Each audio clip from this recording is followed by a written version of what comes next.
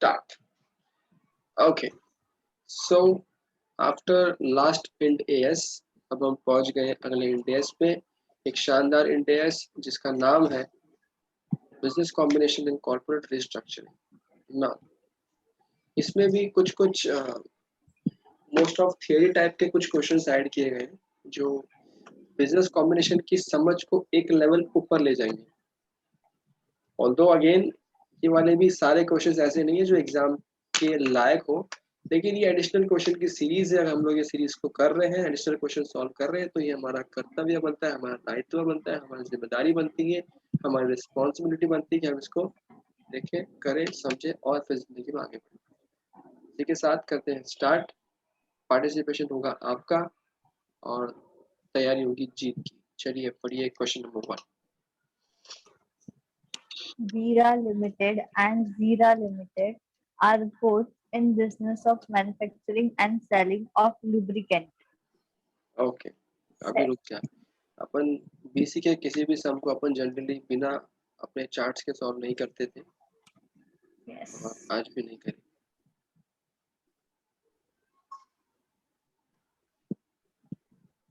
Okay. So this is Ind AS 103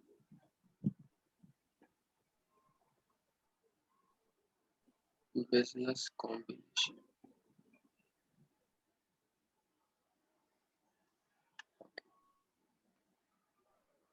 question number 1, दो companies हैं, वीरा और कौन है? Veera. जीरा।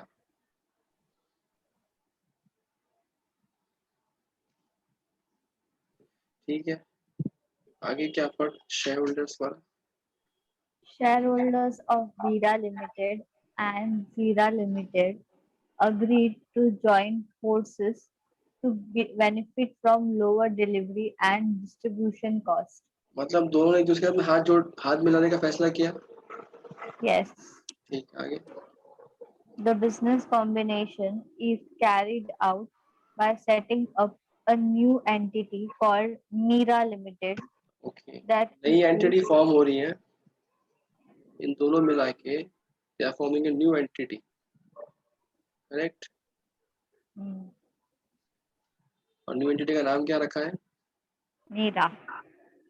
मीरा। ओके, आगे। That issues 100 shares to Veera Limited shareholders and 50 shares to Zeera Limited shareholders fine, in तो ये नई कंपनी exchange. ने क्या किया? हाँ बा, नई कंपनी ने क्या किया? कुछ तो मीरा को दिया, कुछ तो मीरा को दिया और कुछ Zeera. जीरा को दिया। ओके, वीरा को कितने शेयर्स दिए? 100 शेयर्स दिए। 100. 100 शेयर्स। और जीरा को कितने दिए? 50. 50 शेयर्स दिए। और ये किसको दिए? बेसिकली ये दिए वीरा के शेयर होल्डर्स को, है ना? क्वेश्चन में साफ साफ लिखा है, ये दिए वीरा के शेयर होल्डर्स। आगे। In exchange for the transfer of shares in those entities. ठीक है, The, the number of shares reflects the relative fair value of the entities before the combination. Okay. Also, respective company shareholders get voting rights in Meera Limited based on their respective shareholdings. ठीक है, जितना holding है उसके हिसाब से मिल जाएगा। आगे। Determine the acquirer by applying the principle of India's 103 business combination. बताओ तुमको इसमें एक्वायरर कौन लग रहा है? एक्वायरर पूछा है ना? एक्वायरर मतलब कहने से he is asking, what he is asking? Purchaser, कौन परचेज कर रहा है? which was, हम बोलते थे प्यार से लिमिटेड कौन है? बताओ इस ट्रांजैक्शन में दिखा, let me know who is acquirer.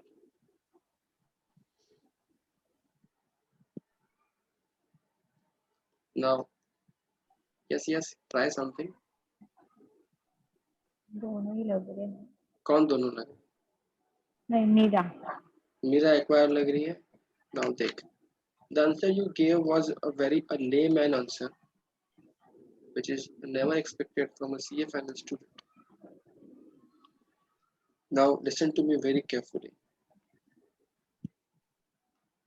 थोड़ी देर में खुद अपना आंसर चेंज कर देंगे. Have a look. Can I say total Meera ने टोटल 150 शेयर इशू किए हैं, करेक्ट है?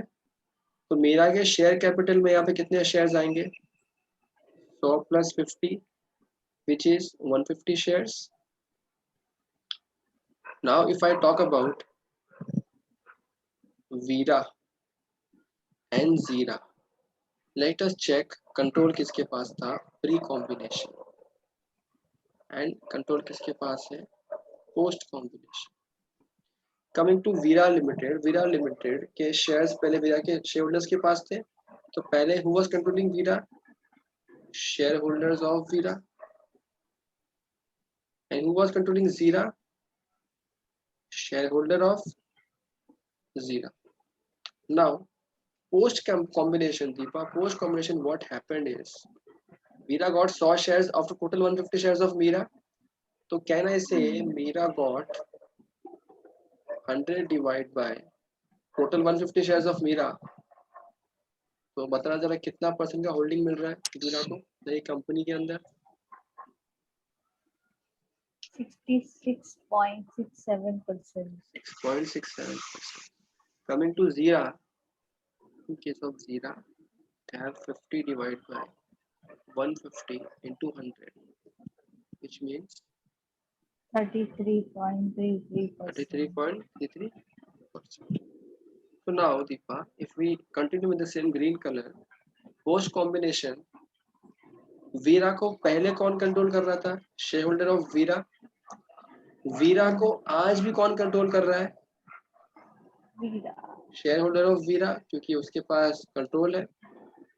कमिंग टू जीरा, आइडियली यू सी कि जीरा को मीरा कंट्रोल करेगा, लेकिन मीरा के सिर्फ 50 शेयर जीरा के पास है और बाकी शेयर्स वीरा के पास है. तो कैन आई से कि पोस्ट कॉम्बिनेशन जीरा को भी ultimately, I should rather right, ultimately controlled by shareholder of वीरा.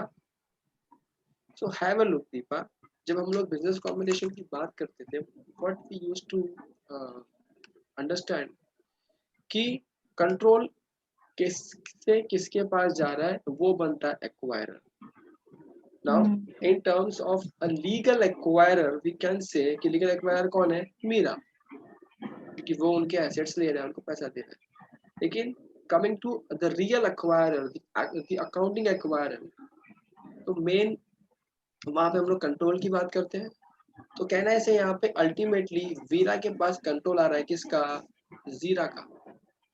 तो कहने से Veera is acquirer and not Meera is acquirer. Yes.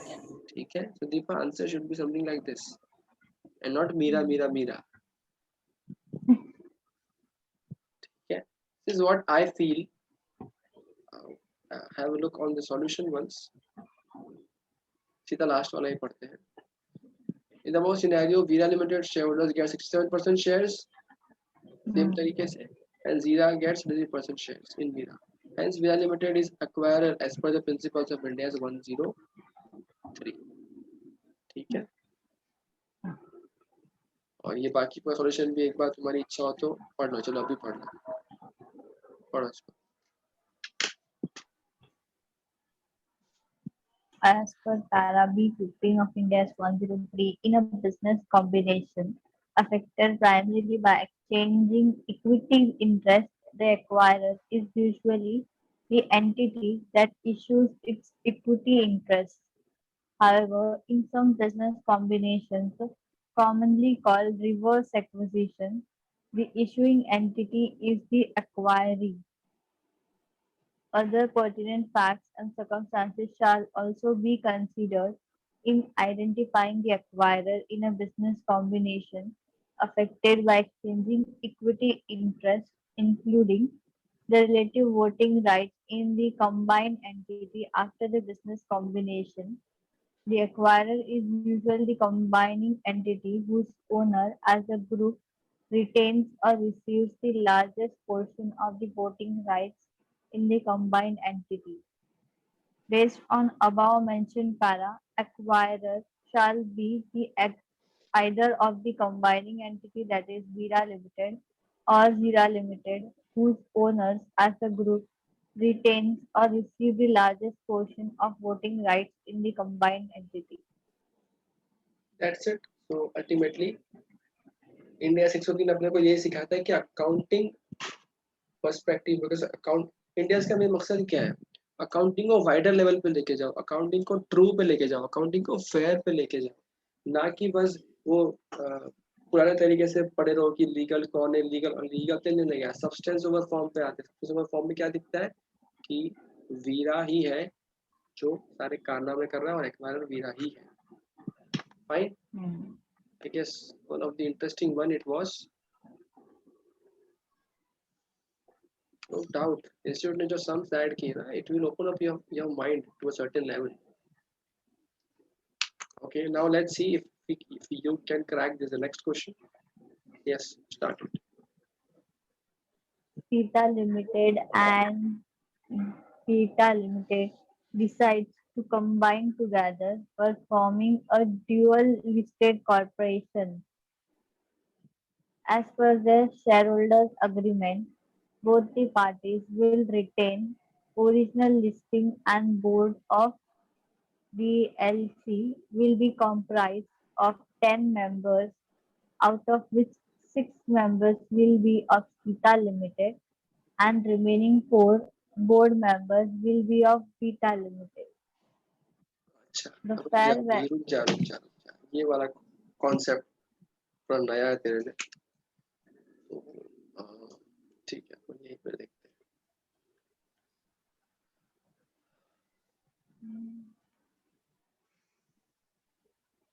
साथ ही साथ में है ना, तो try to explain this what is the dual listing concept. Question number 2.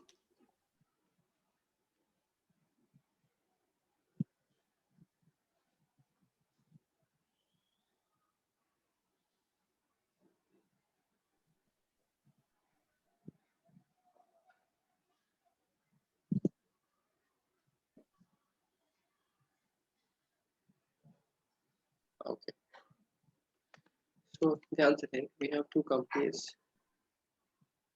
Theta and we have Beta. क्या कर रहे हैं, कंबाइन कर रहे हैं और क्या बना रहे हैं, they are making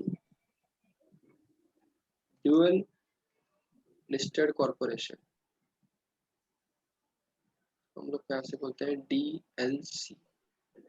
now what is this DLC? Listen to me very carefully. कई सारी कंपनीज, कई सारे ग्रुप्स ऐसे होते हैं जो मल्टीपल कंट्रीज में अपना स्टॉक को, अपने शेयर्स को लिस्टेड रखते हैं. For example, one such example in the country of India we have is Unilever.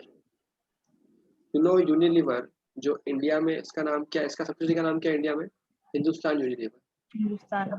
They have the same Unilever in New York also.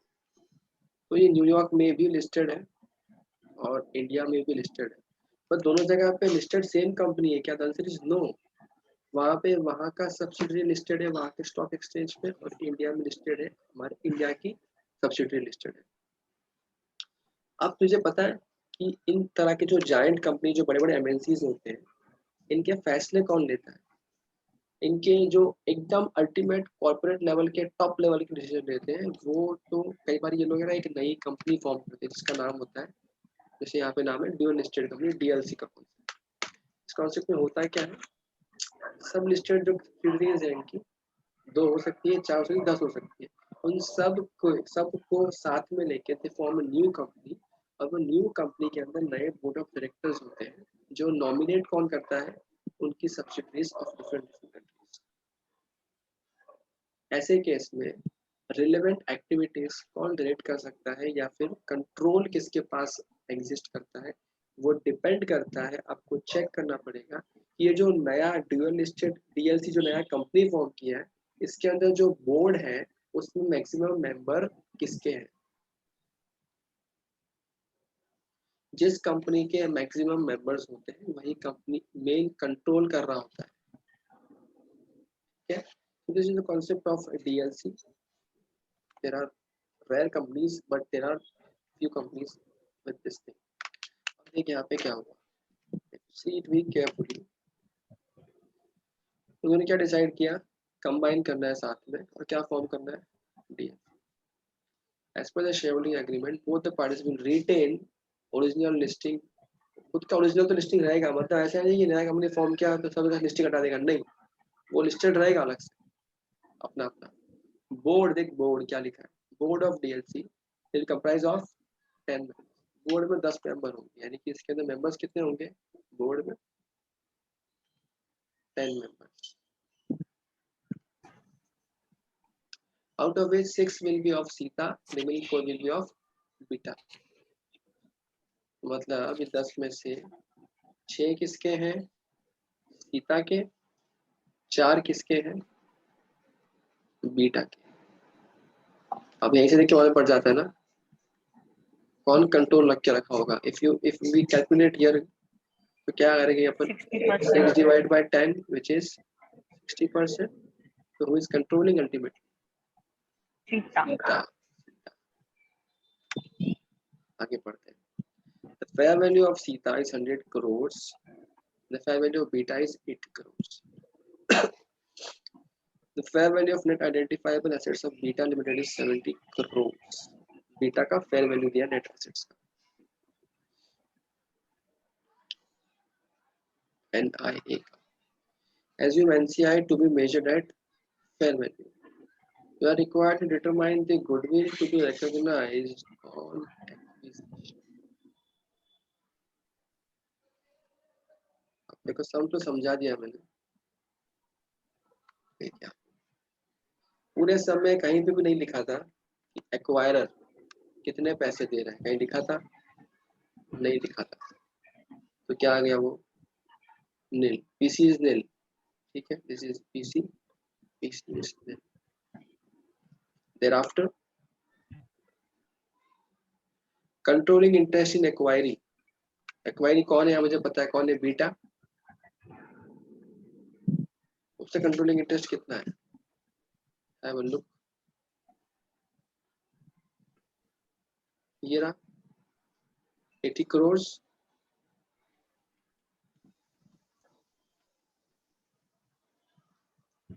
We have is 80 crores। अच्छा, if you remember there was a way to calculate goodwill, क्या करते थे अपन, PC क्या करते थे, PC plus NCI, then क्या करते थे अपन, minus INA, identifiable net assets. तो PC is what, PC is nil, NCI, NCI क्या, जब पीसी नील है तो एक्चुअल में कोई एसेट्स तो ट्रांसफर हो रहे हैं, कहीं क्वेश्चन में कहीं लिखा ही नहीं है। तो कहना है से कि नई कंपनी ने कोई एसेट अगर लिए ही नहीं है, यानी कि ये जो सीता है अगर इसने कोई एसेट लिए ही नहीं है, सीता एसेट कंट्रोल कर रहा है, समझ ली बात को, ध्यान से देख, Sita is just controlling beta, but in question they have nowhere mention कि किसी किसी को शेयर इशू किए क्या, ना तो शेयर इशू किए ना एसेट्स ट्रांसफर हुए, तो इन दैट केस इसी जीरो आ गया।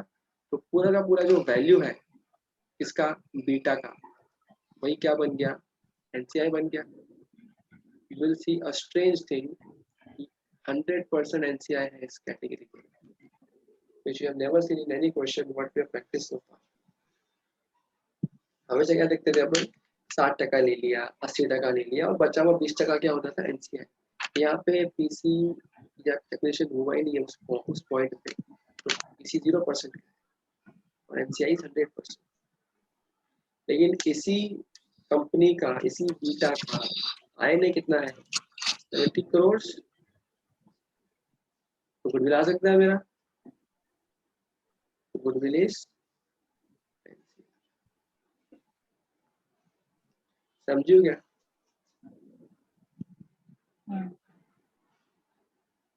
लेकिन ये कब हुआ, जब मैंने क्या किया, एनसीआई किस पे मेजर किया, फेयर वैल्यू। अगर मैं एनसीआई देख यहाँ पे लिखा है साफ साफ,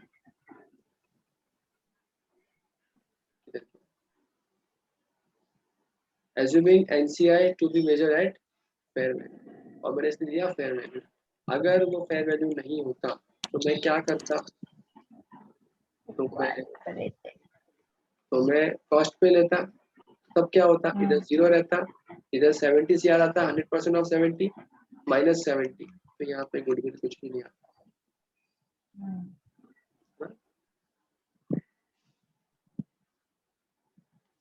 आई hope the question was clear. कुछ कोई कंफ्यूजन है तो please ask, or else I shall proceed further.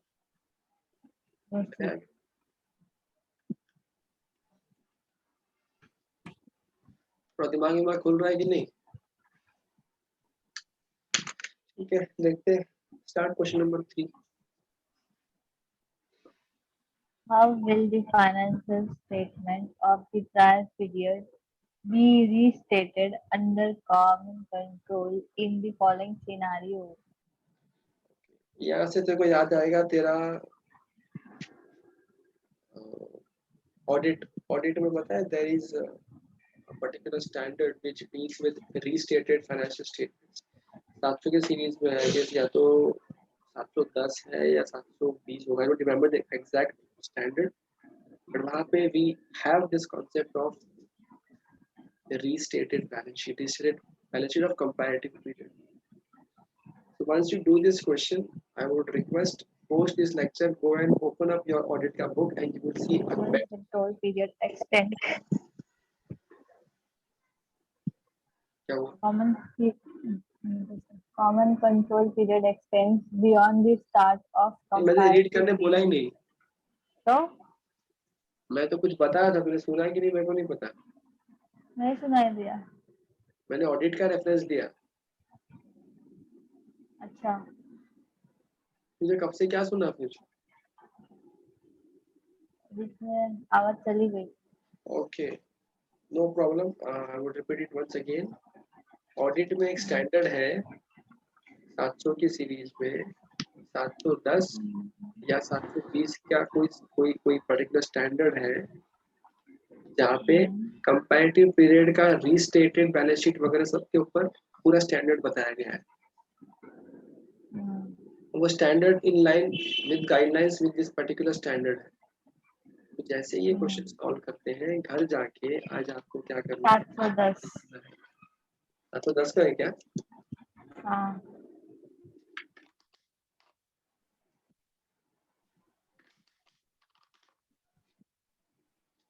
Connectivity issue आ रहा है, एक बार के लिए सेफ आए, फाइन थोड़ा सा लैग है बट ठीक है, okay fine, upward. common control period extends beyond the start of comparative period. XYZ Limited acquired PQR Limited in a common control transaction on 1st October 2019. The year end of XYZ Limited is 31st March. Both XYZ Limited and PQR Limited have been controlled by shareholders since their incorporation. Okay, let me try explaining you this with something.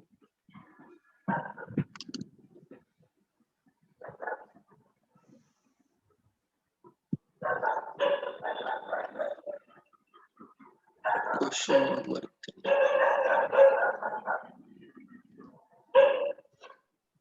XYZ and PQR.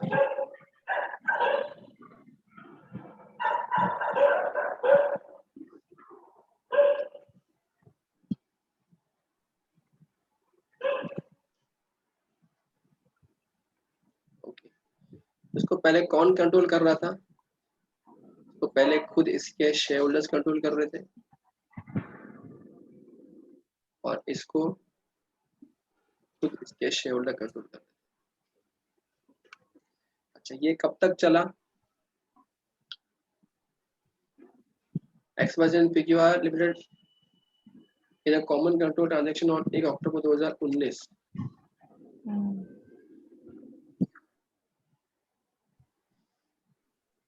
इसमें पूरा proper explanation, sorry proper question नहीं दिया पूरा शायद।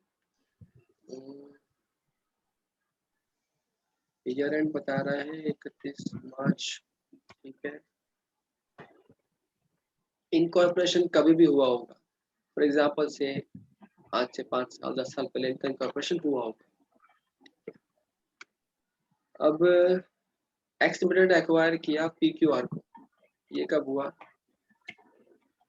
1 अक्टूबर 2019, मतलब ये वाला दिन। Acquired PQR on 1 October 2019।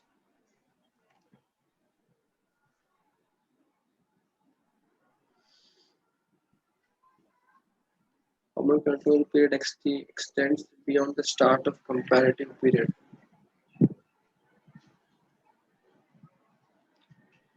Okay. Question में कुछ missing है, but we have to complete question to understand the concept.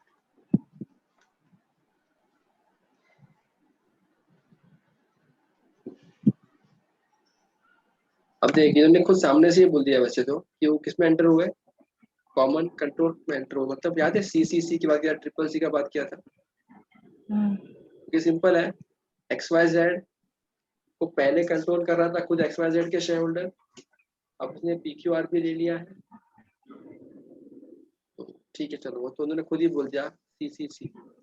अब कॉमन कंट्रोल में उन्होंने अगर एक्विजिशन किया है तो यहाँ पे देख ध्यान से,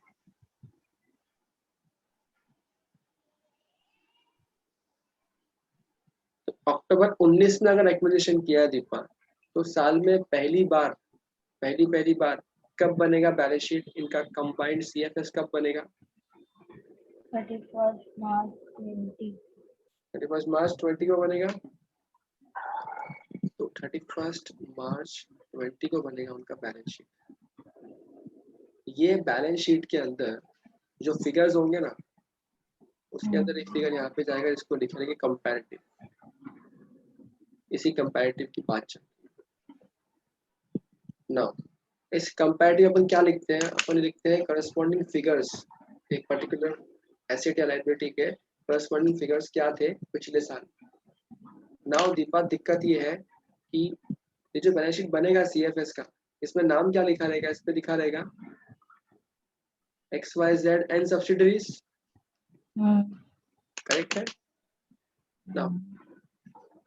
जब तू कंपैरेटिव बना रही है, कहना से मार्च 20 में तो तेरे पास है कंट्रोल PQR का, बट कहना से अक्टूबर 19 के अंदर तेरे पास कंट्रोल नहीं था PQR, है ना? तो क्वेश्चन बात कर रहा है उसी को तू कैसे डील करेगी। अब पूरा क्वेश्चन कंप्लीशन के लिए ना, लेट्स सी द सॉल्यूशन। वहां पे शायद अपने क्वेश्चन कहीं मिलेगा, बिकॉज क्वेश्चन में कुछ तो अधूरा है। कर क्वेश्चन रीड कर, एक बार आंसर रीड कर solution. Para 9(3) of Appendix C to Ind AS 103 states that financial information in the financial statement in respect of prior period should be restated as if the business combination had occurred from the beginning of the preceding period in financial statement, irrespective of the actual date of combination. However, if business combination had occurred after that date, the prior period information shall be restated only from that date. Okay, अब देख ध्यान से क्या समझाना चाह रहा है तुझे। वो ये कहना चाह रहा है, पूरा मिटा देते हैं यहाँ से।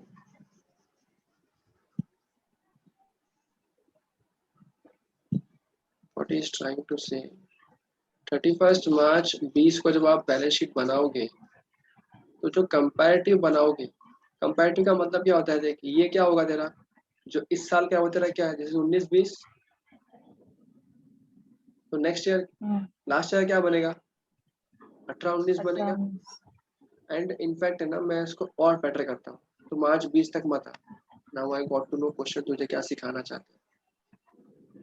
Let's come to something else. 31 March 21 पे आ जाए, 21 पे, तो 31 मार्च 21 को क्या होगा, ये तेरा फाइनेंशियल ईयर हो जाएगा 20-21, जब पूरा तेरे पास था कंट्रोल, लेकिन लास्ट का जो फिगर्स थे वो क्या आ जाएंगे यहाँ पे, 19-20 आ जाएंगे। क्या 19-20 में तेरे पास कंट्रोल था पूरे साल भर PQR का?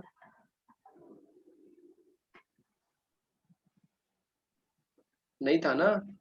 नहीं नहीं। अच्छा, और जब तेरे पास कंट्रोल था ही 19-20 में साल भर में, जब तेरे पास साल भर नहीं था, तो तू सिंपली बोल सकती है कि मैं कैसे अपने फिगर्स में उसको कंसोलिडेट करूं।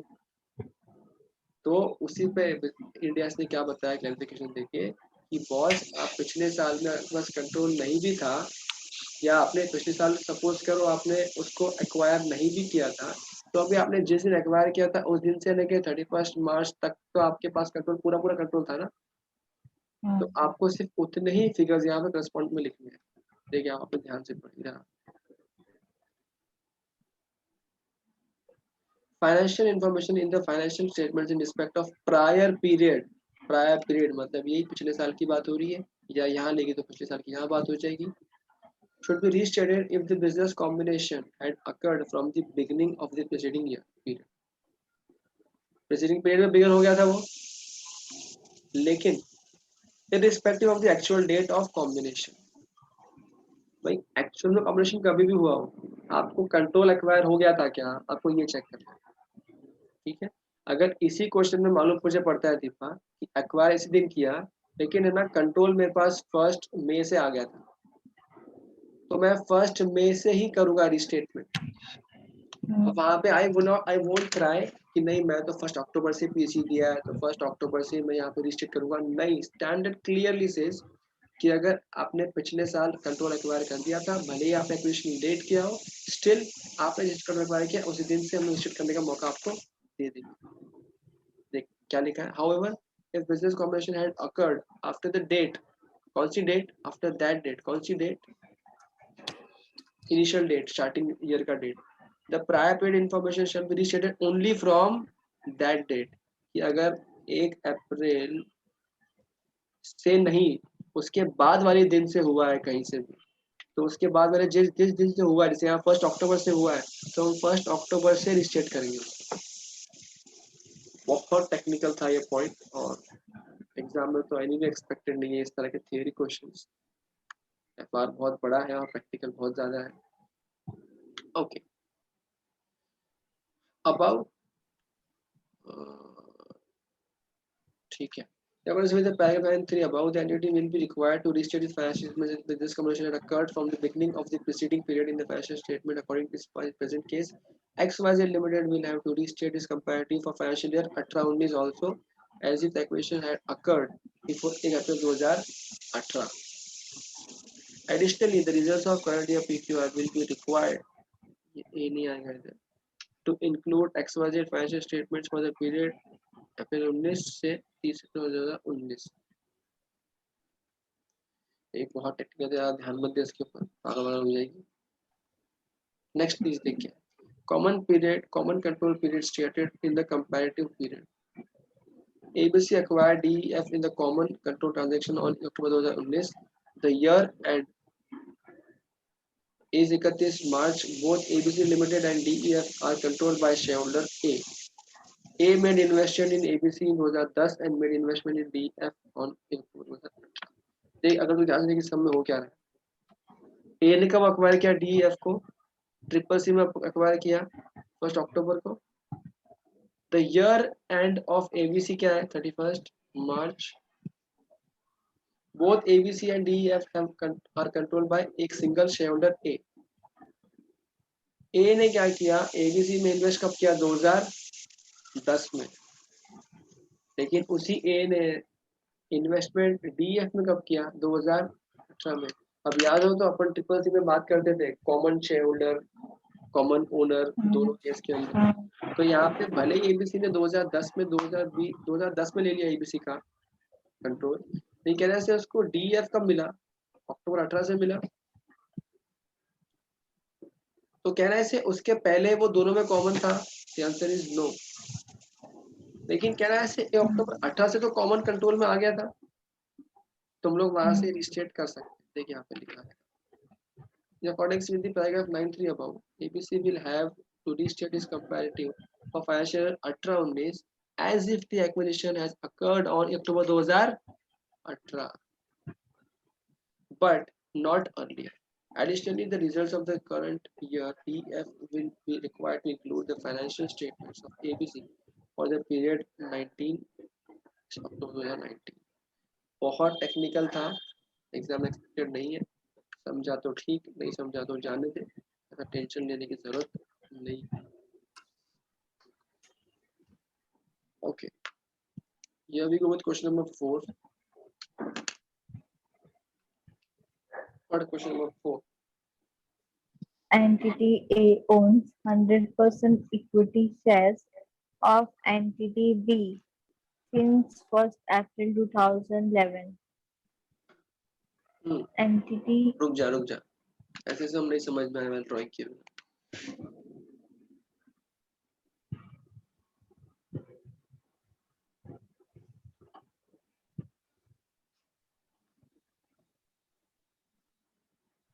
Question number 4. Entity A owns 100% equity shares of entity B. A है, ये किसको ओन कर रहा है? B को 100%। 1 अप्रैल 2011 हो गया बहुत। 1 अप्रैल 2011। Entity A arranges loan funding from a financial institution in a newly wholly owned subsidiary called Entity C. ध्यान से देख क्या हुआ यहाँ पे, A ने क्या किया, लोन लिया, अरेंज किया, कहाँ से, फ्रॉम किसी financial institution in a new wholly own subsidiary called entity C. मतलब उसने क्या किया, ए ने क्या किया, ए ने एक सब्सिडरी फॉर्म किया, ए ने सब्सिडरी फॉर्म किया है जिसका नाम बताया गया अपने को सी। सब्सिडरी का मतलब ये है कि इसके लिए भी ए कंट्रोल कर रहा है इसको। अब इसने क्या किया,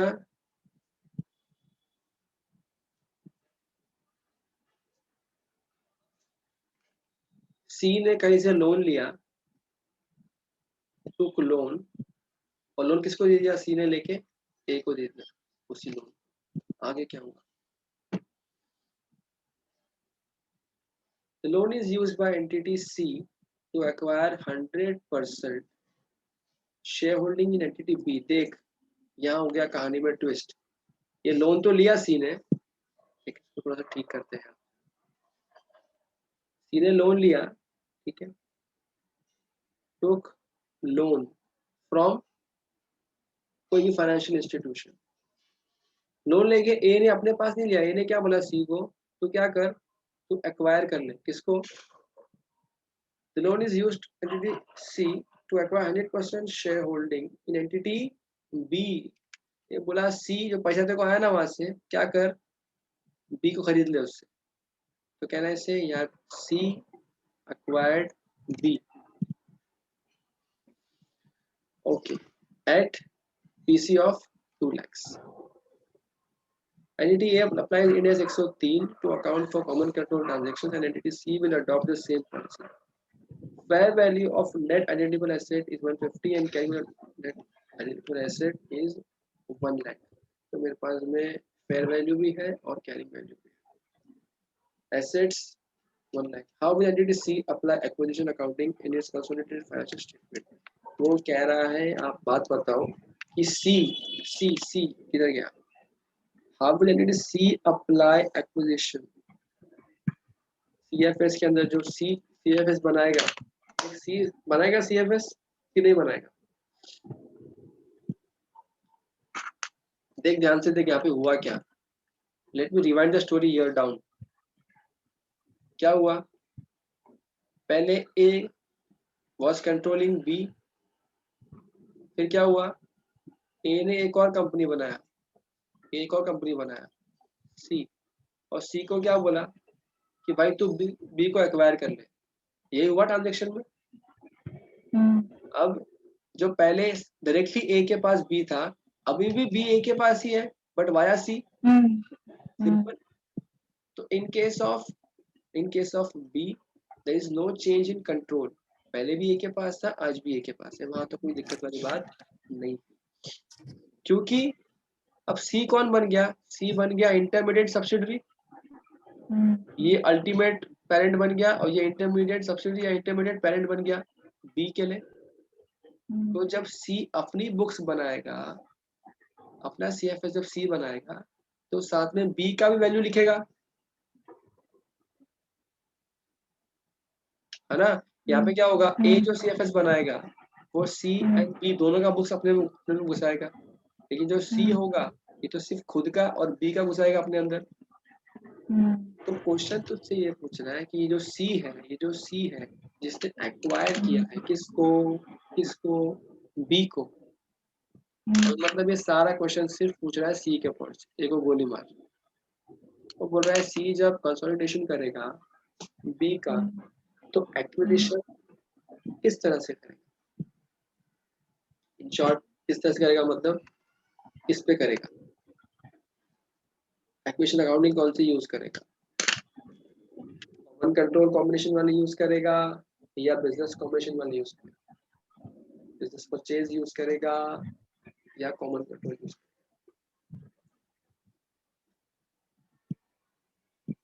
बिजनेस परचेज नहीं हो सकता, यहाँ पे सवाल का जवाब मतलब गलत है। बिजनेस परचेज कैसे होगा, देख ध्यान से देख। Who was controlling C, A, correct है। Earlier who was controlling B, A, correct है। ए बी को भी ए कंट्रोल कर रहा था, सी को भी ए कंट्रोल कर रहा था। इट्स जस्ट दैट बी अब सी के पास चले गया, लेकिन स्टिल बी को ए ही कंट्रोल कर रहा है। तो कहना ऐसे दो ट्रांजेक्शन हुए हैं आपस में, उसमें सी जस्ट एक मीडियम बनाए, अल्टीमेट कंट्रोल चेंज हुआ ही नहीं है। जब अल्टीमेट कंट्रोल चेंज ही नहीं हुआ है, हाउ कैन यू से बिजनेस परचेज हुआ है, नहीं हुआ ना। So this is what, this is common control combination, which means we will be using pooling of interest method. Yes. When we use a pooling of interest method, हम लोग valuation किस पे करते हैं, फेयर वैल्यू पे या carrying value.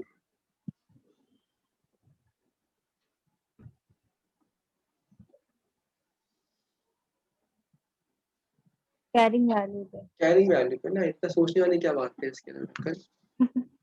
तो जब पूल कर रहे हैं, सिर्फ इंटरेस्ट ही पूल कर रहे हैं, तो how can we revalue assets, तो क्या होगा, it would be under carrying value. तो देखिए यहाँ पे जो लिखा है ना, देख मेरे पास में फेयर वैल्यू भी दिया है और कैरिंग भी दिया है, किस पे होगा transaction, carrying value, that's it.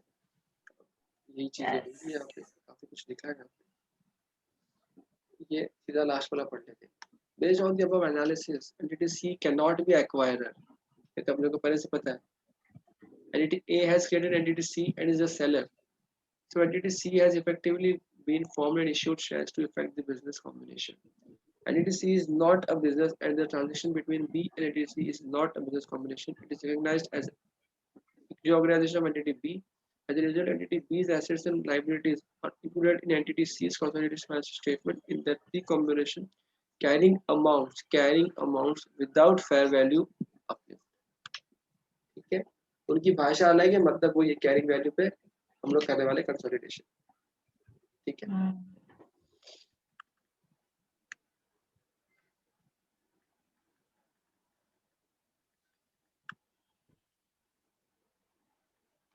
Okay. Next क्या है, क्वेश्चन नंबर 5 पढ़ो। Entity A and Entity B provide construction services in India. Entity A is owned by a group of individuals, none, sorry, none of whom has control and does not थाम have थाम थाम थाम collective. थाम थाम थाम। कौन entity? ए और B A or B. बनाते ना इधर ड्राइंग ना गंदी सी।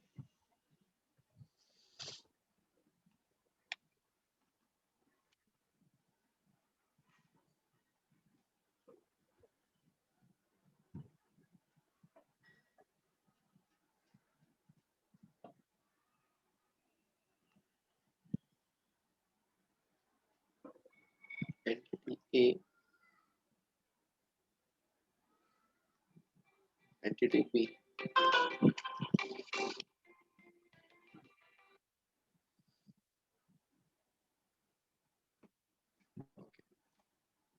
सुनाओ, दोनों का एक ही काम है। एंटिटी ए कौन ओन कर रहा है?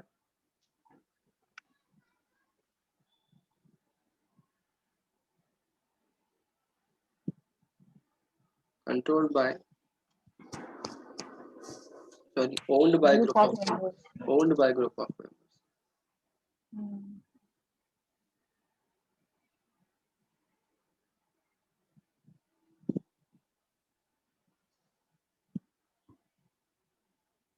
आगे पढ़। None of whom has control and does not have a collective control agreement. Fine. किसी ने साथ में मिलके भी कुछ वादा नहीं किया, दूसरे का वादा नहीं किया है, कहना है इसे none is control, no control. आगे। Entity B is owned by a single individual, Mr. Ram.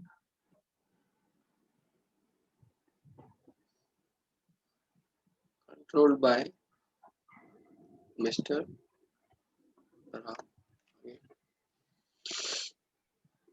The owners of entity A and B have decided to combine their businesses. The consideration will be settled in shares of entity B. Okay, दोनों मिलके combine हो रहे हैं।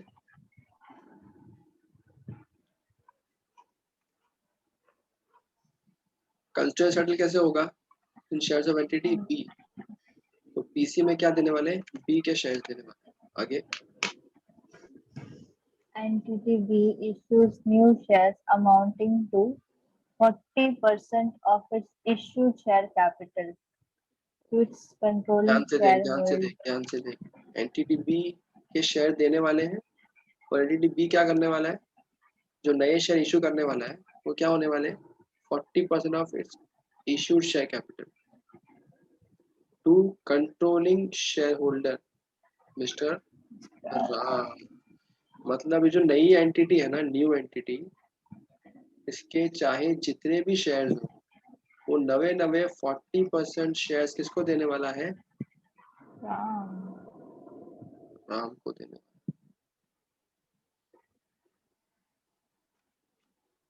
और ये कौन दे रहा है?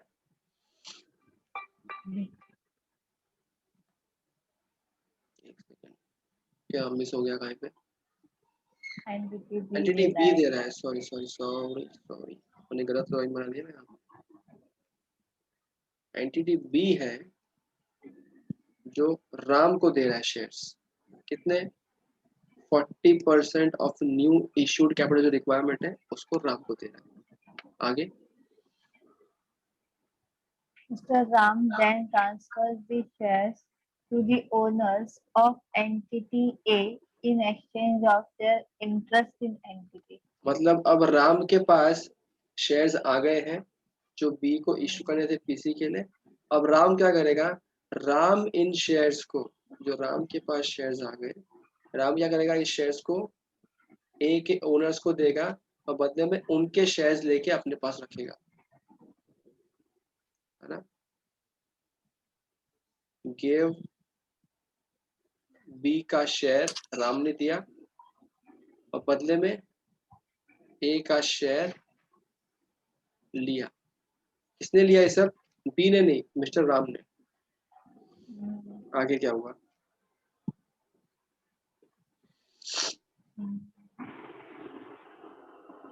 At this point, Mr. Ram controls both entity A and B, owning 100% of entity A and 71.42% of entity B. Okay, ध्यान से देख, इस पॉइंट पे हो क्या रहा है, राम कंट्रोल कर रहा है बोथ एंटिटी ए और बी को। 100% ए का राम के पास पड़ा है, क्योंकि जो ए ने दिया किसको दिया, राम को दिया है, तो राम के पास। एंड 71% किसके पास है, 71% एंटिटी बी का भी राम के पास पड़ा। Mr. Ram had a controlling interest in both entity A and entity B before and after the contribution. Is the combination of entities A and B a combination of entities under common control? ये question.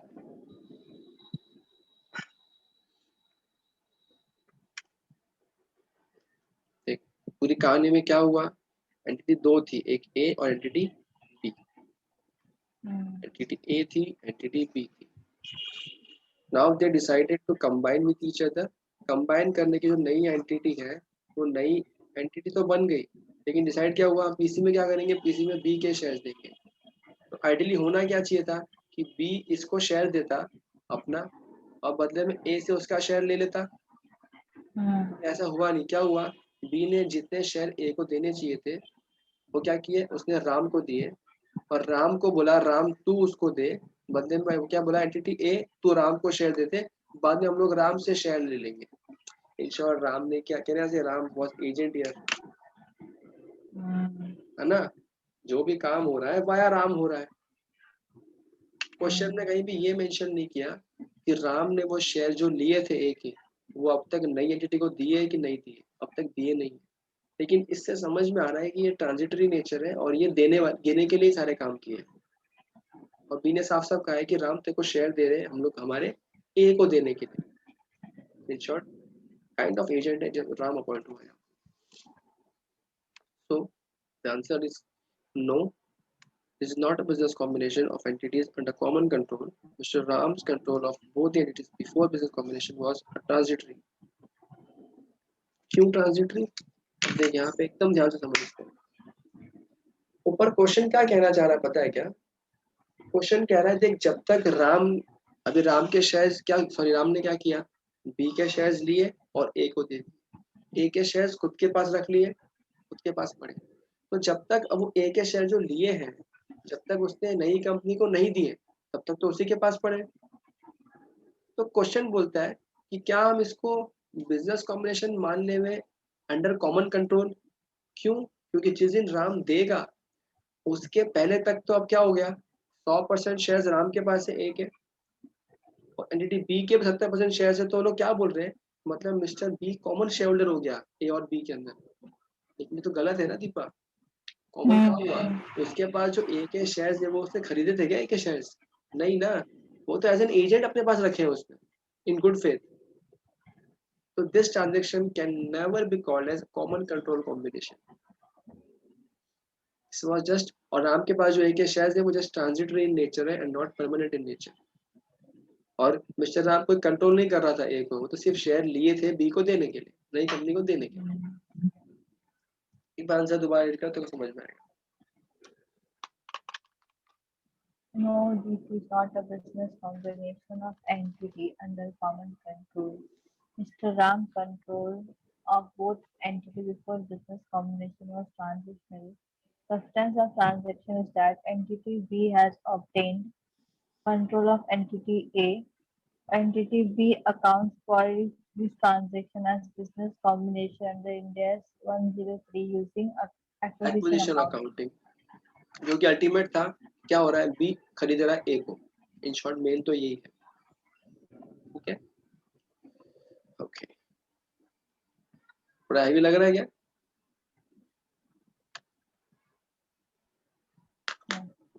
Okay.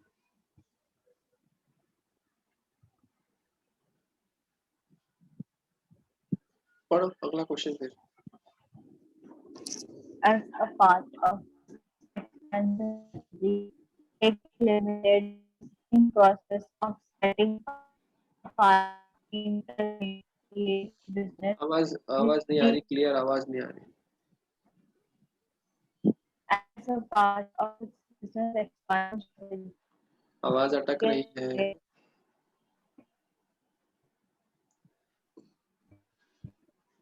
Hello, can you hear me? Yes. Hello, network fluctuation आ गया है. Hello hello hello.